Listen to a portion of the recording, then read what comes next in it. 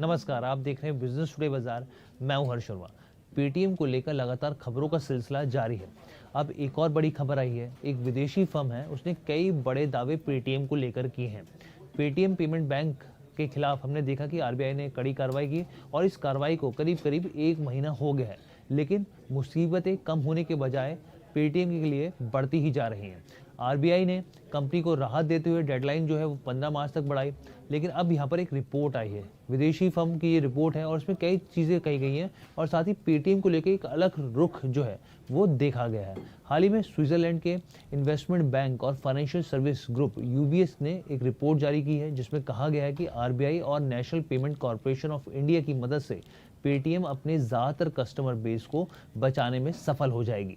मगर जी हाँ, यहाँ पे मगर है कि पेटीएम के मर्चेंट और कस्टमर बेस में करीब 20% की कमी आ सकती है। ये काफ़ी बड़ी बात कही है, इस रिपोर्ट में कही जा रही है कि पेटीएम की मर्चेंट और कस्टमर बेस में करीब 20% की कमी आ सकती है, जिस वजह से कंपनी को वित्त वर्ष 2025 में जूझना पड़ सकता है। यूबीएस ने रिपोर्ट में बताया है कि वॉलेट बिजनेस खत्म हो जाने की वजह से कंपनी के रेवेन्यू पर बुरा असर पड़ेगा और उसे पेमेंट्स और लोन बिजनेस को स्थिर करने पर पूरा जोर लगाना पड़ेगा। इस रिपोर्ट में कई और अहम बातें कही गई हैं, जिसमें बताया गया है कि पेटीएम की सबसे बड़ी समस्या कस्टमर्स का भरोसा जीतने की होगी।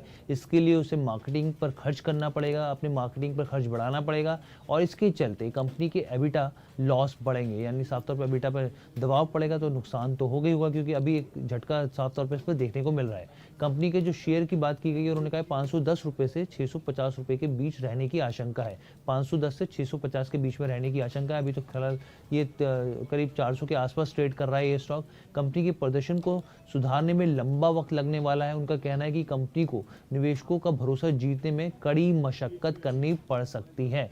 यूबीएस रिपोर्ट में कुछ और आशंकाएं भी जताई गई हैं। क्या वो आशंका है? उनका कहना है कि चालू वित्त वर्ष की चौथी तिमाही के नतीजों पर आरबीआई के फैसलों का प्रभाव साफ तौर पर दिखाई देगा। कंपनी को कुछ स्थायी बिजनेस लॉस भी हो सकता है। इसके अलावा पेटीएम का मार्केट शेयर में भी जो मार्केट शेयर है वो भी करीब 25% घट सकता है। अभी मार्केट शेयर जो पेटीएम का अच्छा खासा था, लेकिन अब यहाँ पे देखिए यूबीएस का कहना है कि 25% तक मार्केट शेयर जो है घट सकता है। इसमें वॉलेट के अलावा मर्चेंट और कस्टमर से होने वाले लॉस भी शामिल हैं। कंपनी का लोन बिजनेस भी लगभग 14% नीचे जा सकता है। हालांकि हमने ये देखा कि क्लाउड और जो कॉमर्स बिजनेस है उस पर उतना बुरा असर नहीं पड़ेगा।